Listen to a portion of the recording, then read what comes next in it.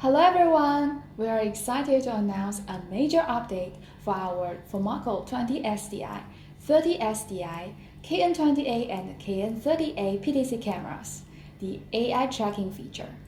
This feature uses monocular tracking, meaning it tracks objects in 2D space with just one camera.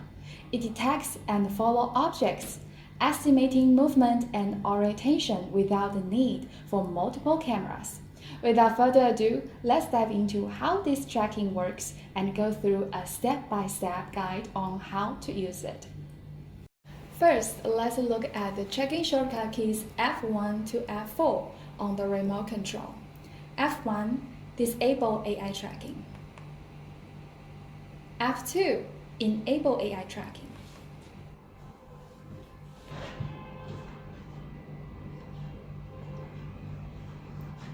F3, switch to real-time or region tracking.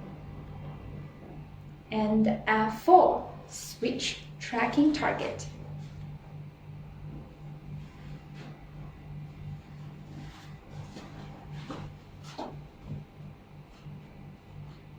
Okay. Next, let's take a look at the more advanced settings available on the web interface. We can log into the camera's IP address via a web browser from a computer connected to the same local network. Navigate to the tracking settings and scroll down. The first section is monocular tracking, where you can enable and disable AI tracking.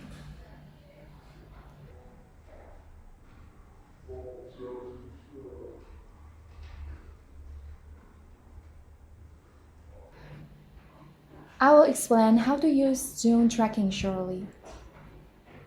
In presenter mode, camera will always track the subject in real time. This is the most commonly used mode. The track subject can be set as close, half, and full.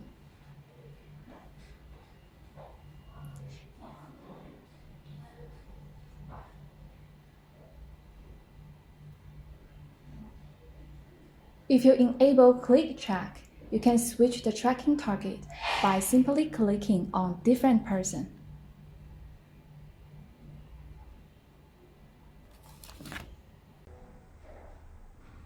The second section is advanced settings.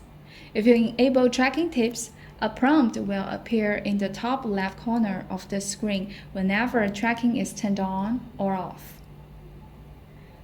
Enabling human frame will show a real-time outline of the person being tracked on the screen. If you turn it off while live streaming, viewers won't see any of your tracking operations.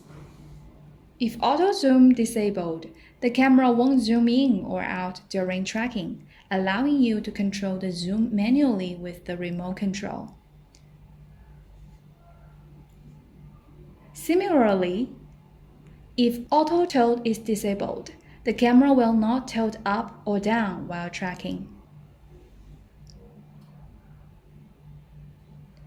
When the track person moves out of the camera's range, you can choose to have the camera automatically return to the home position or remain in place until the person reappears. The final section is zoom tracking.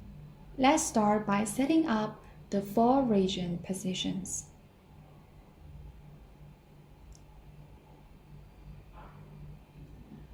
Zoom tracking should be configured from left to right with a slightly overlap between regions to ensure smooth transitions.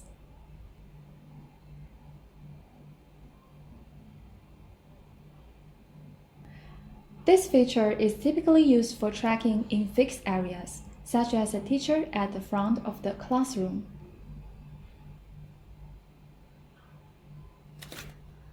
To protect students' privacy, the camera's tracking zoom can be limited. As long as the teacher stays within this zoom, the camera will follow them.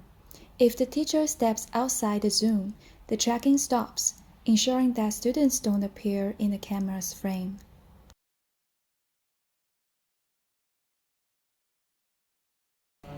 That concludes our overview of the new AI tracking feature and settings. I hope you find these tools useful for enhancing your tracking experience. If you have any questions or need further assistance, please feel free to reach out. Thank you for joining us today.